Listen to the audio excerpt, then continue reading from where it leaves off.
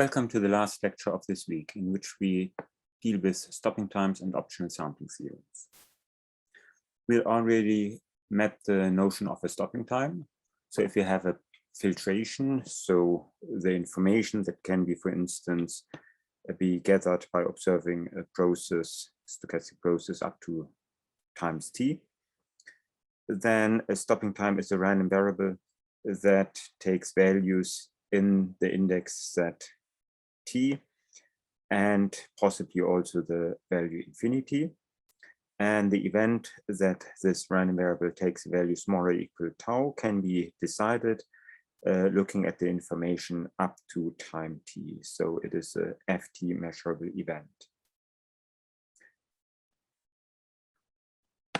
So for instance, if you look at playing a fair game and xn describes the wealth, so xn is a martingale, and let tau be the time you decide to stop playing. Then, of course, you can only decide to stop playing using the information you have at the point you want to stop. And therefore, such a time tau, feasible time tau, is a stopping time. So an infeasible example would be, for instance, you decide to stop when your wealth has reached a maximum. That, of course, can only be decided in hindsight. Once you have passed the maximum and are already have lost again money, that would not be a stopping time. But for instance, an example of a feasible strategy would be that you decide stopping whenever you have reached a certain amount in your wealth. Now, having a martingale and trying to play along on this fair game, finding an optimal rule to stop the playing. The question is, can we find some strategy tau such that the probability that the wealth at the stopping is larger than the initial wealth, that this probability is 1. So we are certain that we stop play with more money than we had at the beginning. And that, of course, is against the notion of a martingale. There, our expectation is we have exactly the same amount, we have to expect the same amount of money at any point later in time than the amount of money we started with. So that would be, we know that for a martingale, we have on average the same amount, and of course also conditionally on where we are, that any expectation of future wealth is equals the current wealth. Now, let's have a look at a very simple example. So we have a random walk starting at time 0 with an amount of 0. And tau is simply the earliest time that this random walk takes the value 1. So here in this random walk, we consider a simple random walk going up with a certain probability by a value 1 and going down with the opposite probability again by a step 1. By this definition here, it is clear that tau is a stopping time. Then for a random walk, one can show that the probability that tau is finite is 1, at least if, for instance, the probabilities of going up are at least as large as the probability of going down. So we don't have a downwards trending. So we have either a symmetric random walk or even an upward sloping random walk. In those cases, the probability that the random walk finally hits eventually hits the value 1 is 1. So our stopping time is finite. Then at this finite time, x tau of course equals 1, and by that is larger than x0. So we have a simple strategy, play along and stop playing when you're €1 richer than the amount you started with. This strategy guarantees you a profit of €1. So that means we have found a very simple strategy that allows you to make money out of martingale. There are, however, some problems with this strategy. Namely, there is no guarantee that you actually can implement this strategy, because this stopping time tau is not bounded. So you might have to wait a very long time if you're unlucky, and that might actually exceed your lifetime. Secondly, the martingale, it's a simple random walk, say symmetric random walk going up and down, that is not bounded from below. Of course, it's bounded from above, not the random walk in itself, but we are only interested in the random walk up to the value 1 as we stop playing whenever this threshold has been reached, and any values beyond this threshold are of no interest for this discussion. However, xn can go arbitrarily downwards before actually with probability 1 reaching the value 1. Practically, that means that you can easily get bankrupt before reaching tau. So we have two problems. Our martingale is not bounded and our stopping time is not bounded. And both together cause problems practically for the implementation of such a strategy. So, however, if we can rule out either of these problematic statements, then we can actually find that there is no strategy by which you can, with probability 1, make money out of martingale. So that is the statement of the so-called Stoops optional sampling theorem. So we start with a martingale, M is a martingale, tau and sigma are two bounded stopping times. So bounded means that with probability 1, say for tau is smaller or equal some value k with probability 1. So this is a stronger statement than requiring that the stopping time is finite, almost surely, as it cannot take arbitrarily large values. Furthermore, we assume that tau with probability 1 is smaller or equal sigma. Then we can look at the expectation of the martingale at time sigma, stopping time sigma, given the information up to stopping time tau. And the optional sampling theorem states that this equals the martingale, the value of the martingale at the stopping time tau. So we have here in principle the martingale property, however now with stopping times instead of fixed times.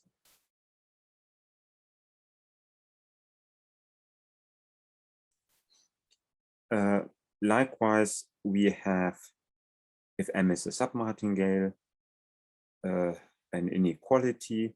So the inequality for a submartingale now for stopping times, and if M is a supermartingale, we have the inequality that we have for fixed times also for the stopping times, under assumptions that we have made here.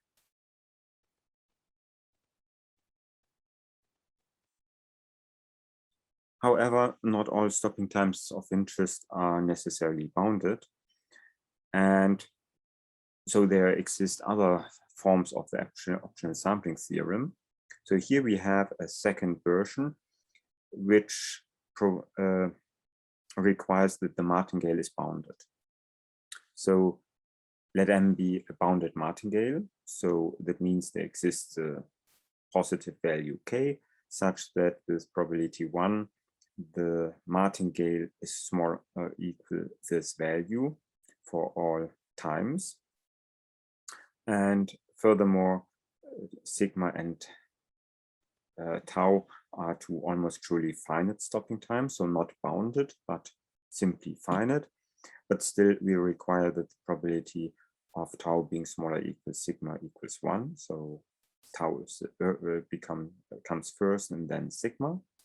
Then we again have the mean of the martingale at the later stopping time, given the information at the earlier stopping time equals the value of the martingale at the earlier stopping time. And again, we have the same for sub and super martingales, the corresponding inequalities.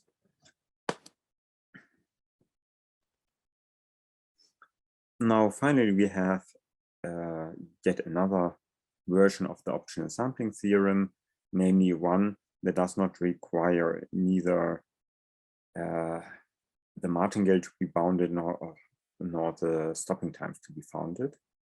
So we still have M being a martingale and tau being an almost truly finite stopping time. Furthermore, we assume that the expectation of the stopping time is finite. So even though it can take arbitrarily large values, finite but arbitrarily large values, it can do so only with small probabilities, namely small enough such that the average exists. Of M, we assume that it has bounded increments. So even though M as a martingale is not necessarily bounded, the increments are bounded. Under this assumption, we have that the mean of the martingale at the stopping time equals the mean of the martingale at the starting value time 0. In order to show this result here, namely that the mean of the stopping time is finite, we can use the following auxiliary result. So we are interested in the probability that the stopping time is smaller equal, so happens within the next n time units, given the information we have up to time fn. Okay, and this is required to be larger than epsilon. And the statement is, if we have this statement here for some period of length capital N and some epsilon larger than 0, and this statement here holds for all times n, then actually the mean of the stopping time exists.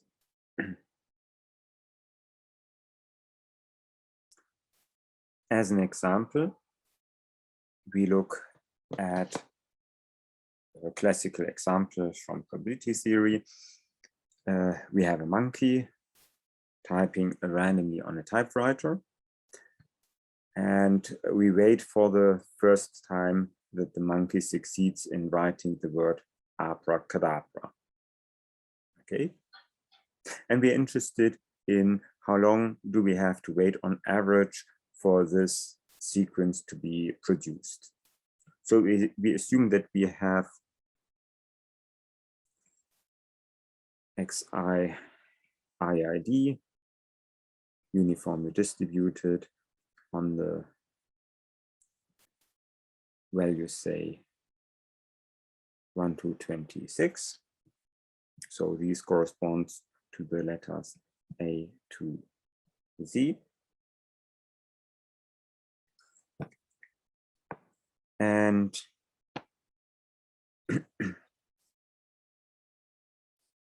in order to come up with a martingale, we simply transform this in a betting situation.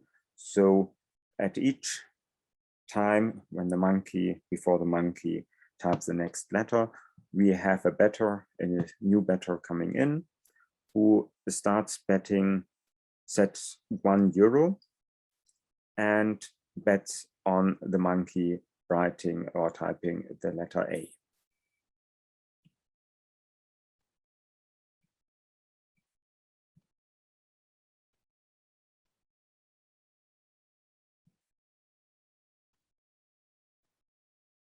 So first, €1 on A. Then either the bettor loses, namely if any other letters than A is typed, or the bettor wins. And if this is going to be a fair game, then the bettor should receive €26.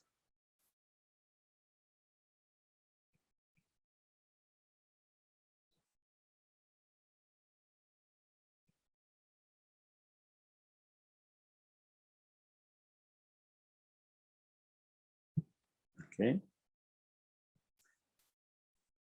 Then in the next step, the bettor then bets the whole amount on B, and of course gets 26 squared back, so the 26 times amount of what he or she betted. And then so on, all the money, so the 26 square is now bet on the third letter R, then etc. So once this bettor succeeds, he or she will have betted an amount of 26 to the 11.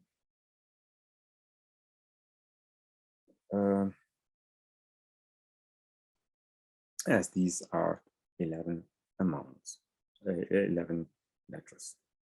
Okay. Or at the last step, this person will have received 26 to the 11th as a final value, and then of course would stop playing. Now we have at each time a bettor coming in, and once the bettor has lost the €1 or his or her amount at stake, then stops playing.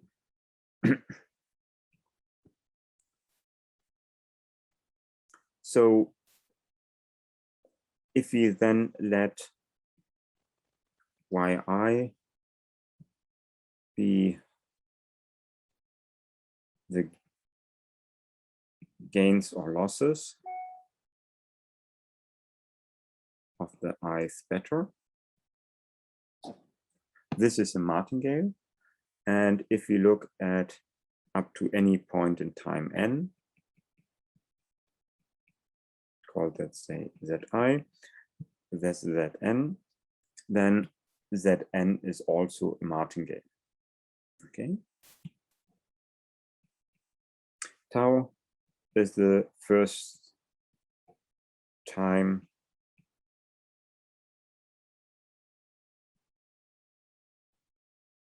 abracadabra has been typed,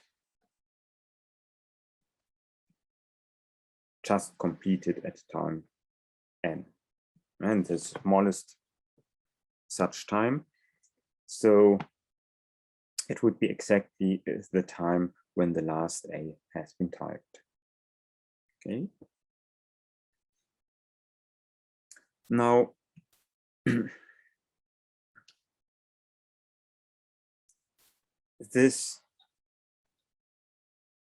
the gains and losses of each bettor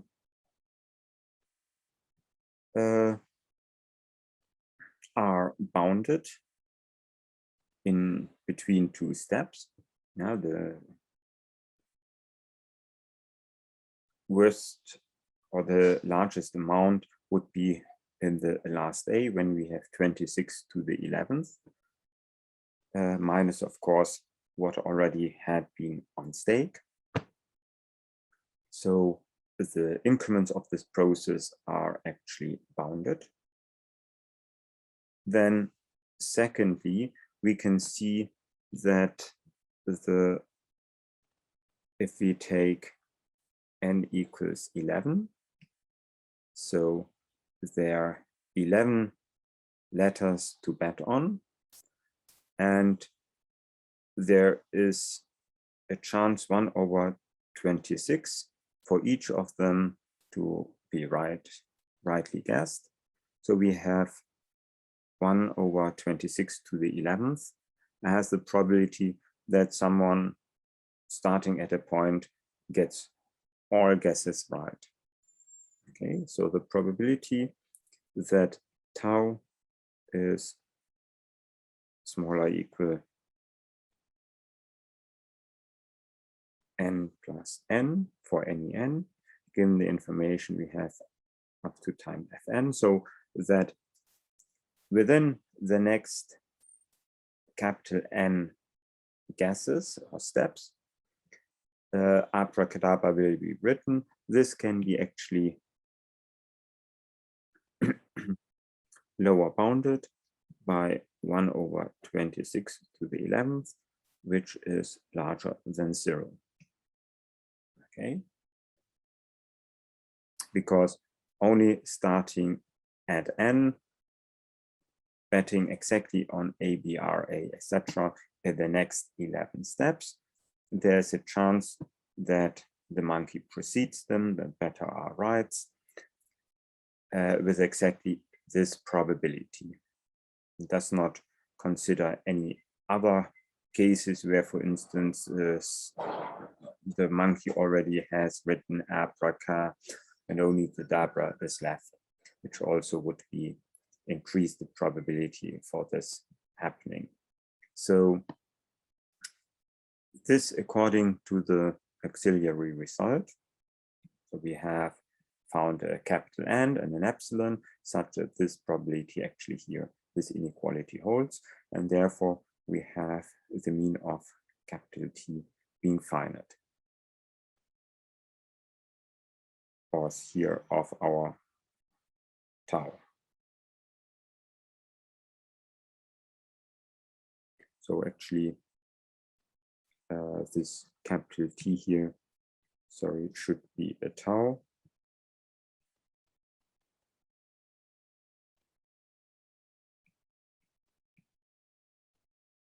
So we conclude that the mean of tau is finite, and therefore we can apply optional sampling theorem.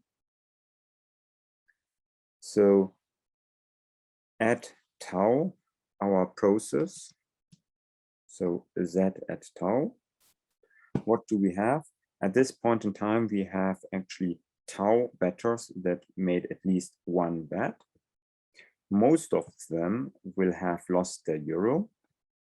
However, the bettor who exactly 11 steps before started betting on the sequence abracadabra has got everything right, because at time tau, the monkey has finished A. So this bettor has gotten the sequence right.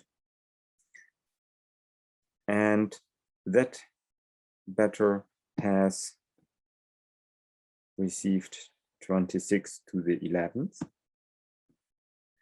Then there's another bettor, namely the one 4 steps ahead,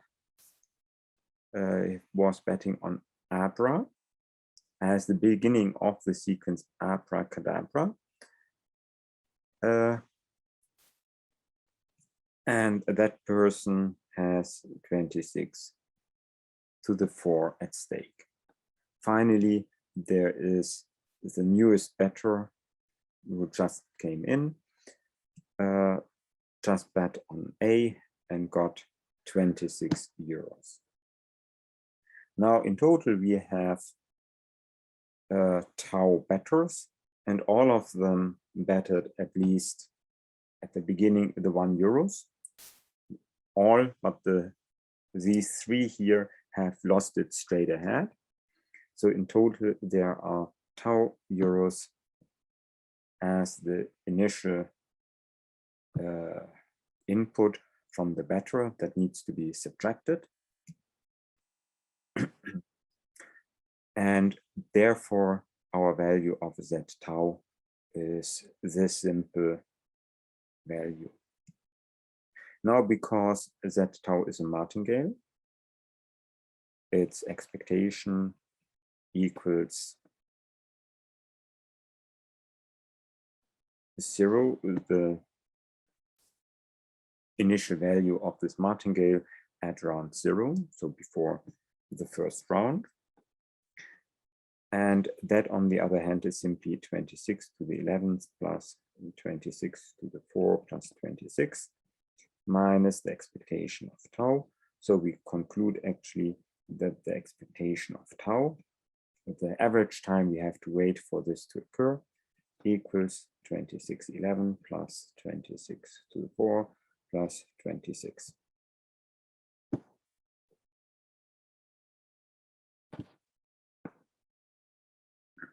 As a final result, sometimes it's very helpful to look at the so-called stopped process. That is what we are actually interested in. So we run a martingale, for instance, a symmetric random walk. And for instance, if this is a gaming strategy, the batter would stop playing and the wells would become frozen at that point tau. So if we not look at the underlying symmetric random walk, but look at the wells of the batter who quits playing, we actually have the so-called stopped process y, which is simply the value that the underlying martingale takes at time t minimum tau. So that means if the tau has not yet happened, this martingale simply takes the value of the underlying martingale, or this process yt. And if, however, tau has already been happened, so tau has taken a value smaller than t, then the batter has stopped playing and the wealth has been frozen at value x tau.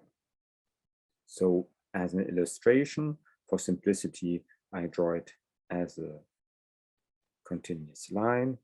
If this is the wealth going up and down, and we have, for instance, a threshold decision, whenever this threshold is hit, the game stops. Then from this point onwards, the batter stops playing, while the process in itself might continue. Okay, so up to this point in time, the two processes y and x coincide, and from this point onwards, yt does no longer move and takes the value x tau, while of course x keeps moving. Then the statement is that this process again is a martingale, which sometimes is very helpful, especially if the stopping consists of touching either one of two thresholds, above and below. Then the stop process becomes a bounded process, while the underlying, for instance, symmetric random walk is not. Then we can very easily apply the optional sampling theorem for bounded processes to the situation. So to see that actually we have a martingale, we can actually use martingale transforms. So we write yt as the process at 0 plus then the increments up to time t.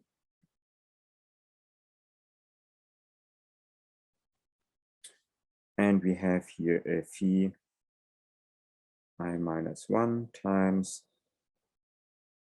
xi minus xi minus 1. So that is the increment of the underlying martingale x. And we multiply it by a random variable phi I minus 1 that forms an adapted process. So phi I minus 1 is known at time I minus 1. And what is phi I minus 1? Phi I minus 1 is simply an indicator that says whether tau actually is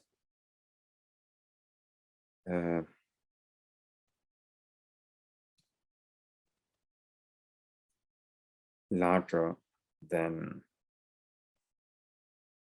I minus 1. So in that case, the increment is included. So we have not yet stopped at time I minus 1. So the next increment is still before stopping, and at the earliest we can stop at time I. Okay. Now, the event whether tau is smaller or equal I minus 1 can be decided at time I minus 1. So also the event that tau is larger than I minus 1 can be decided at time I minus 1. We know whether we have stopped or not at this point in time. So this is an f I minus 1 measurable random variable. And of course, it can only take values 0 or 1, so it is bounded.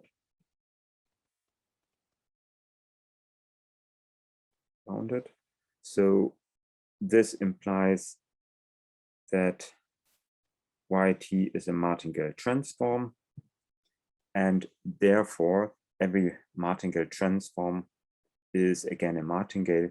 We conclude that yt is a martingale. This concludes this short lecture on stopping times and the application of optional sampling theorems. Thank you.